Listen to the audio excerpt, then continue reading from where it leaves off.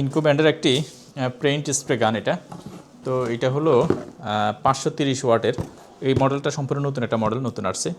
তো এটা হলো 530 ওয়াটের। আর এখানে যেই কোটাটা আছে, এখানে 1 লিটার পর্যন্ত 1000 ml পর্যন্ত এটার ক্যাপাসিটি।